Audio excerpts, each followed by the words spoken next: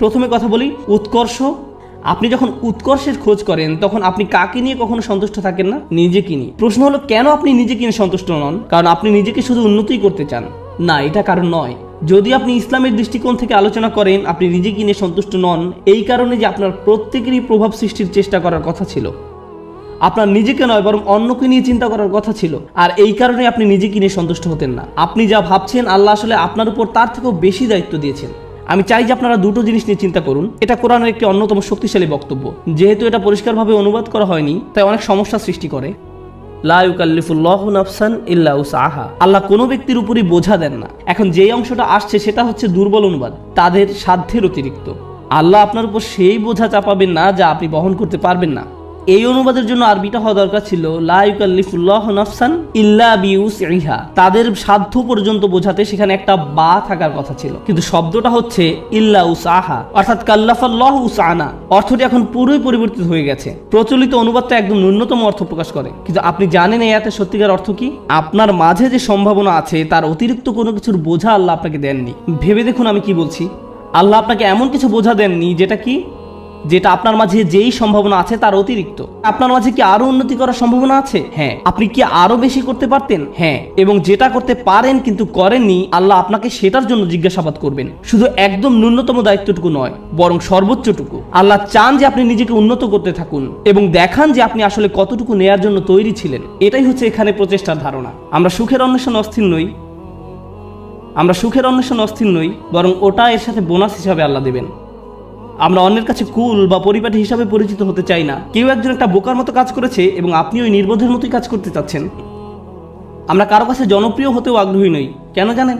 কারণ সবার যাদের জীবনের উদ্দেশ্য সম্পর্কে কোনো ধারণা নেই, আপনি তাদের মাঝে জনপ্রিয় হতে চান মানে হচ্ছে আপনি তাদের মাঝে সবচাইতে বোকা। আমরা সম্মানের কাঙালও নই, কারণ আমরা জানি সম্মান আসে আল্লাহর তরফ থেকে। অনেক নবী ছিলেন গৃহহীন, কিন্তু তাদের সম্মান ছিল।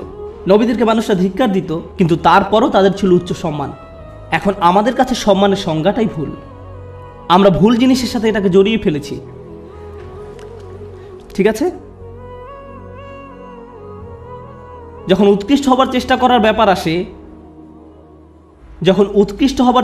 ব্যাপার আসে, আমাদের মুসলিমদের মাঝারি ধরনের জিনিসে সন্তুষ্ট হবার অবকাশ নেই, কোনো সুযোগ নেই। আপনি একজন মুসলিম হিসেবে নিজেকে আরো উন্নত করার জন্য ক্রমাগত চেষ্টা করতে থাকবেন।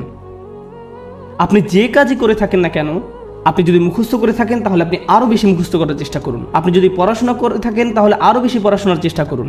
আপনি যদি কাজ করে থাকেন তাহলে আপনি আরো বেশি কাজ করার চেষ্টা করুন। আপনি যদি স্বেচ্ছাসেবী হয়ে থাকেন তাহলে আরো বেশি স্বেচ্ছাসেবা করার চেষ্টা করুন, বিশেষভাবে যখন আপনার বয়স কম। কারণ এখন দায়িত্ব অনেক কম।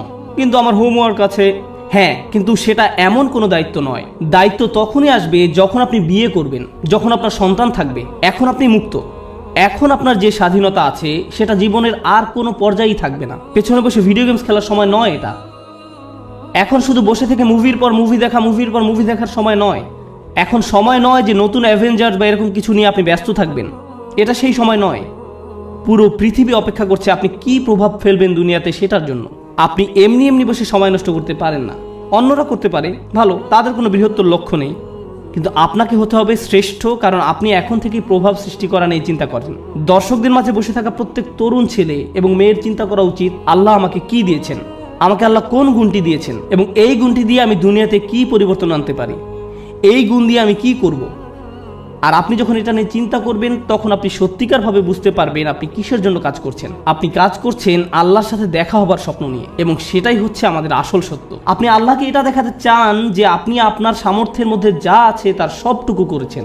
সবচেয়ে ভালো ঘুমের অভ্যাস আপনার থাকা উচিত, সবচেয়ে ভালো খাবার, সবচেয়ে ভালো ব্যায়াম করার অভ্যাস আপনার থাকা উচিত। আপনার হওয়া উচিত সবচেয়ে ভালো ইবাদতকারী। আপনার হওয়া উচিত সবচেয়ে পড়াশোনায় উন্নত। আপনার জীবনে আপনি যা যা করে থাকেন প্রত্যেকটি কাজে আপনার উৎকর্ষ অর্জনের চেষ্টায় রত হতে হবে। আপনার বাজে জাঙ্ক খাবার খাওয়ার অভ্যাস ত্যাগ করা উচিত।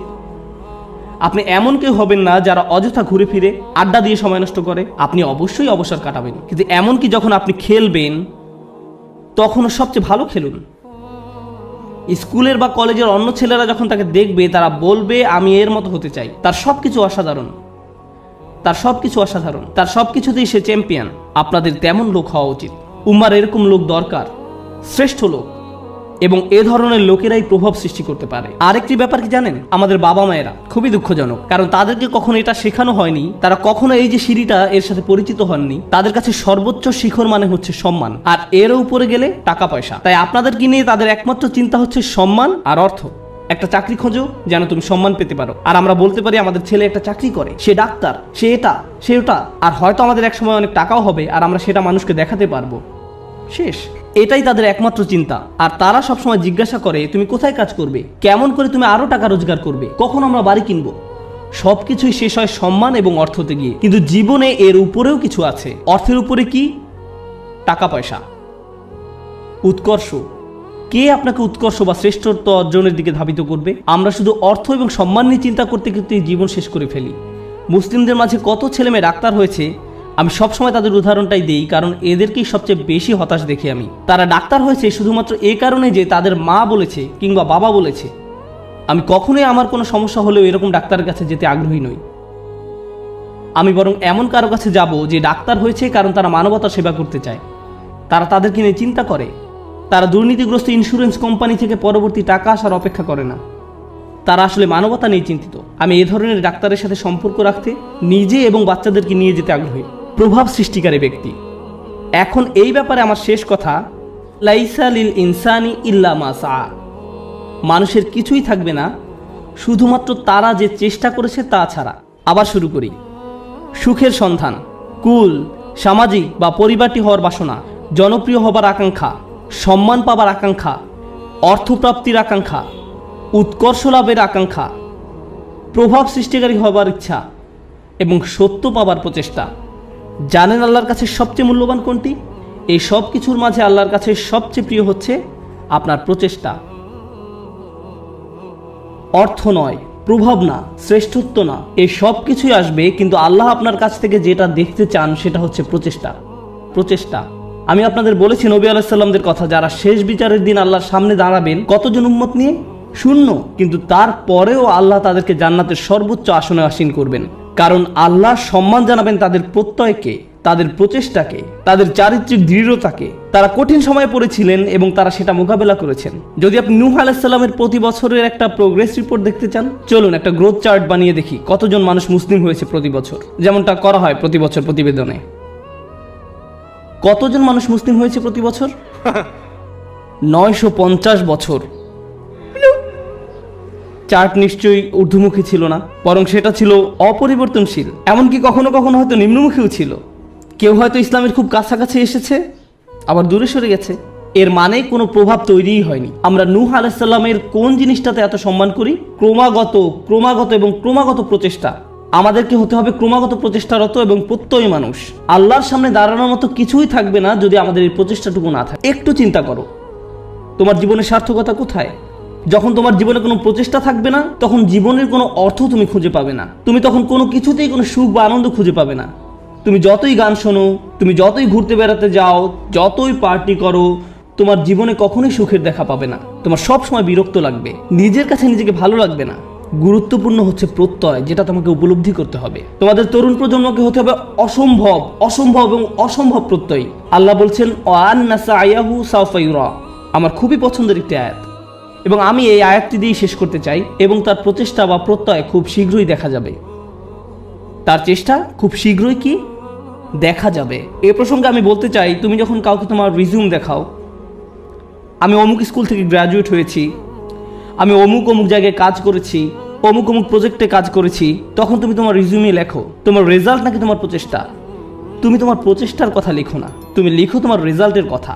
তুমি লেখো না যে তুমি আসলে অনেক কঠোর পরিশ্রম করেছো ফাইনাল সেমিস্টারে এবং পরীক্ষাটা দিতে গিয়ে অর্ধমিত হয়ে গিয়েছিলে। এগুলো তুমি তোমার সিভিতে লেখো না। তুমি লেখো তুমি অমুক অমুক প্রজেক্টে কাজ করেছো, কিন্তু এটা লেখো না যে তোমাকে অনেক অনেক কষ্ট করতে হয়েছে, তাই নয় কি?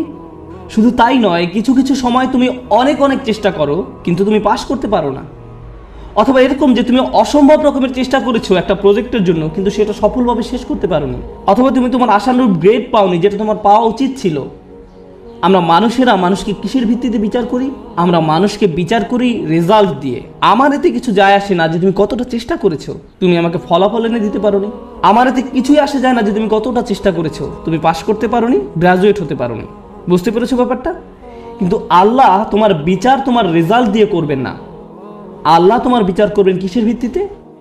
প্রচেষ্টা। আল্লাহ বলছেন এবং তার প্রচেষ্টা, তার অধ্যবসায়গুলো খুব শীঘ্রই দেখা যাবে। এটা একটা অসাধারণ ব্যাপার, কেননা পৃথিবীর বুকে কোনো মানুষই আমার প্রচেষ্টা দেখবে না, কোনো মানুষই আমার প্রচেষ্টা দেখবে না। আমি তোমার প্রচেষ্টা দেখব না, অথবা তুমি আমার প্রচেষ্টা দেখবে না, কিন্তু তিনি হচ্ছেন শুধুমাত্র আল্লাহ, যিনি আমাদের প্রচেষ্টা অধ্যবসায়গুলো দেখবেন। আমরা সবাই দেখি ফলাফল, আমরা হচ্ছি ফলাফল সর্বস্ব মানুষ। আল্লাহ হচ্ছেন বিচারক, যিনি দেখেন প্রচেষ্টা। সুবহানাল্লাহ, কতই না মহান আমাদের প্রভু। কেউ তোমার প্রচেষ্টার মূল্য দিবে না এক আল্লাহ ছাড়া, সুতরাং কখনোই তোমার প্রচেষ্টাকে খাটো করে দেখবে না। মানুষ হয়তো মূল্য দিচ্ছে না তুমি যে কাজগুলো করছো, এবং তুমিও সাথে সাথে ভাবতে শুরু করে দাও যে এগুলোর আসলেই কোনো মূল্য নেই, কিন্তু মনে রেখো এটা মূল্যবান আল্লাহর কাছে। আল্লাহর কাছে এটা অত্যন্ত মূল্যবান। আজকের আলোচনা ওই অংশটা বিশেষভাবে বোনদের জন্য ছিল, কারণ তারা কঠোর পরিশ্রম করে এবং তাদের মনে হয় এই চেষ্টায় কোনোভাবেই কিছু হবার নয়। ছেলেরা এমন নয়, কারণ ছেলেরা কোনো খাটুনি করে না এবং তারা মনে করে যে আমি অনেক করেছি, আমি কত কঠোর চেষ্টা করেছি। ছেলেরা নিজেদের সাথে মিথ্যাচার বন্ধ করো। তোমাদের নিজেদের এটা বলা বন্ধ করতে হবে যে তুমি যথেষ্ট করেছো। তোমার অলসতা দূর করতে হবে। ভাইরা, শয়তান তোমাদের ধ্বংস করে দিচ্ছে, সে তোমাদের ধ্বংস করছে। তোমরা এত অলস। নিজেদের কাছে যুক্তি দেওয়া বন্ধ করো এবং কাজ করো, বেশি করে কাজ করো, আবেদন করতে থাকো, করতেই থাকো, অন্যদের সাথে এই ব্যাপারে কথা বলতে থাকো, নেটওয়ার্কিং করো। থেমে যেয়ে বলো না যে আমি সব রকম চেষ্টা করেছি তারপর ফল পাইনি। না, তুমি সব রকমের চেষ্টা করোনি। উদ্যম হারিও না, এটা করা তোমাদের শিখতে হবে। তোমরা তোমাদের বোনদের কাছ থেকে শেখো। তারা হলো একটু অপেক্ষা করো, আমি তোমাদের ব্যাপারেও বলবো। কিছুক্ষণ পরেই তোমরা আর খুশি হবে না। তোমাদের সমস্যা কি জানো? সুখের সন্ধানের কথা এখন ভুলে যাও। তোমাদের সমস্যা হলো তোমরা সর্বদা নিজেদের ব্যাপারে অনিশ্চিত। তোমরা সবসময় ভাবছো আমি যথেষ্ট নই, বা আমি হিসেবের মধ্যেই নেই। হাততালি থামাও। তোমাদের ব্যাপারগুলো সহজভাবে নিতে হবে। তোমাদেরকে বলছি না, তোমাদের এমনিতেই সব কিছু যথেষ্ট। হালকাভাবে নাও। মাশাআল্লাহ, মাশাআল্লাহ। অপরপক্ষে তোমাদের শান্ত হওয়া দরকার। আমার এমন বন্ধুদের সাথে দেখা হয়েছে যারা ইসলাম নিয়ে পড়াশোনা করছে, তারা কোরআন শিক্ষা করছে, কিন্তু আমার এখনো সব শব্দ শিক্ষা হয় নাই। হ্যাঁ, ঠিক আছে আন্টি, শান্ত হন। আপনার সব মুখস্থ হয়নি। আল্লাহ আপনাদের ফলাফলে আগ্রহী নয়। তিনি কিসের প্রতি আগ্রহী?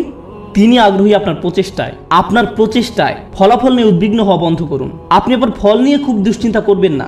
আপনি এখনো যা জানেন না, যেটা এখনো অর্জন করতে পারেন নাই, সেটা নিয়ে আপনি বড্ড বেশি ভাবেন। অর্জন নিয়ে চিন্তা করা বন্ধ করুন এবং আন্তরিক, অকৃত্রিম, সর্বোচ্চ যতখানি সম্ভব চেষ্টা করে যায়। আমি বলছি এমনটা করলে আল্লাহর কাছ থেকে ফলাফল আসবেই, কিন্তু সেটা তার সময়সূচি অনুযায়ী আসবে, আপনার নয়।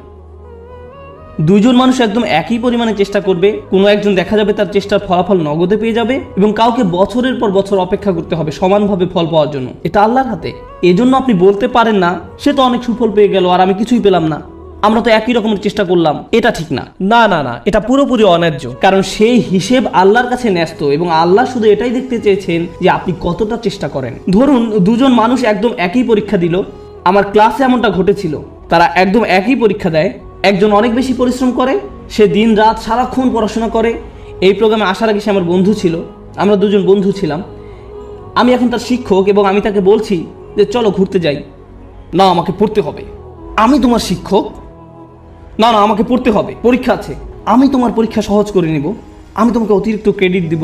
না, আমার পড়া আছে। এই মানুষটা দিন রাত পড়াশোনা করে। আমি জানি যে সে কি পরিমাণ চেষ্টা করলো, তার প্রচেষ্টার কথা আমি জানি। কিন্তু জানেন, সে তার ক্যারিয়ারে খুব উজ্জ্বল, ব্যবসায় এত দক্ষ, পেশাগতভাবে ভীষণ চটপটে ছিল। কিন্তু ব্যাপারটা এমন যেন আল্লাহ তাকে আরবি শেখার জন্য তৈরি করেনি। সে যত বেশি শিখুক না কেন, সে বেশি নম্বর তুলতে পারতো না।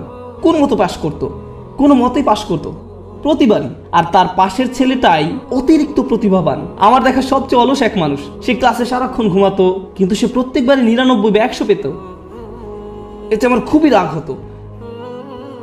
আমি সেই ছেলেকে শূন্য পেতে দেখতে চাইতাম। আমি চাইতাম যে সে শূন্য পাক, আমি যেন তাকে পরীক্ষার খাতা দিয়ে কঠিনভাবে চড় মারতে পারি। আর যেই মানুষটা পড়তে পড়তে নিজেকে শেষ করে দিচ্ছে, সে পরীক্ষায় ব্যর্থ হচ্ছে। শিক্ষক হিসাবে আমি হতাশ হয়ে গিয়েছিলাম। সেই ছাত্রের অবস্থা তাহলে কি চিন্তা করুন। শিক্ষক হিসাবে আমি হতাশ। কিভাবে সম্ভব যে এই ছেলেটা কোনো চেষ্টাই করে না আর সে ভালো ফল পাচ্ছে, এবং এই মানুষটা যত ধরনের চেষ্টা সম্ভব করছে আর সে কোনো ফলই পাচ্ছে না। মনে হতো যেন এটা অন্যায্য। কিন্তু জানেন কি, যখন এই দুই মানুষ আল্লাহর সামনে এসে দাঁড়াবে, এবং দুজনই বলবে যে আমি আল্লাহর জন্য আরবি শিখেছিলাম, হে প্রভু আমি আপনাকে সন্তুষ্ট করার জন্য আরবি শিখছিলাম। আল্লাহ তখন বলবেন দেখি তোমরা কি করেছো। তাদের মধ্যে একজন দেখাবে 99, আর একজন দেখাবে 20 নম্বর। সেদিন আল্লাহর কাছে কোনটা বেশি মূল্যবান হবে? ও সেই 20 নম্বর অমূল্য। সেদিন এটা মূল্যাতীত, কারণ আল্লাহ খাতার নম্বর দিয়ে মূল্যায়ন করেন না। তিনি কি দিয়ে মূল্যায়ন করেন? প্রচেষ্টা দিয়ে। সেই 99-এর মূল্য সেদিন হবে খুব খুব খুব কম, কারণ এটা পাওয়ার জন্য তাকে খুব বেশি চেষ্টা করতে হয়নি। আল্লাহ এভাবেই বিচার করেন। এটা পুরোটাই গুণগত মান সংক্রান্ত, পরিমাণ সংক্রান্ত নয়।